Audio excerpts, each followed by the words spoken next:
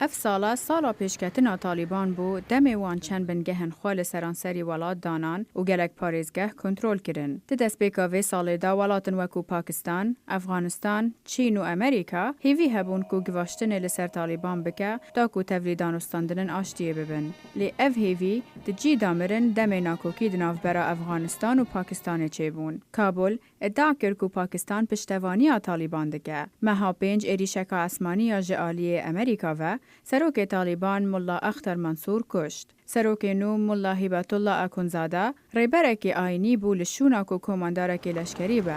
داکو اوجه خواه بگره وی شر دجوار تر کرد. هیزن اولکاری این افغانی راستی گلک آستانگیان هاتن. زیدی 100 ایریش هاتن کرن کود انجام دا 205 هیزن اولکاری جیان خواج دستان. نبونا آستانزم و ناوندی سرکرداتی دناتو دا صدمن سرکی این وان ناکوکیانه.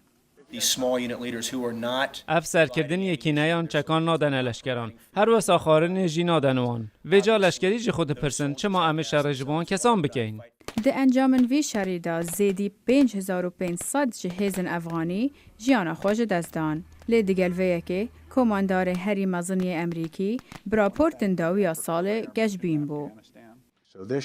و ساله وان با اپراسیونا بناوی شفوق دست پیکرن و مها هفتان بداوی هات. ده مها هشتان ده مدید چاوا دجمنان 8 جاران هولدان پارزگاهین ولید دور پیچ بکن لیو بسر نکتن.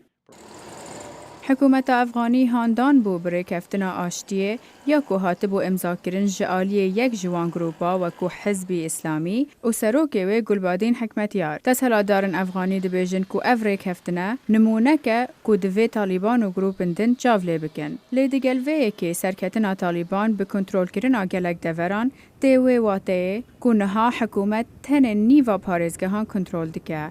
نیوادن یان دبن کنترول طالبان دایا یان جی شر لسر تکرن. افغانستان بو دمک دریج پاکستان تاوان بار کر به پشتوانی آوان بو طالبان. لنها دست هلادارن امریکی و افغانی دوی خمیدانه که ایران و روسیا پشگیری طالبان بکن و او زیده تر دوران کنترول بکن. ده 2017 دا دوی حکومت افغانی نتنه به گله شر طالبان بکه لی هر وسا به دیپلماسیه. راویندوسکی دنگ امریکا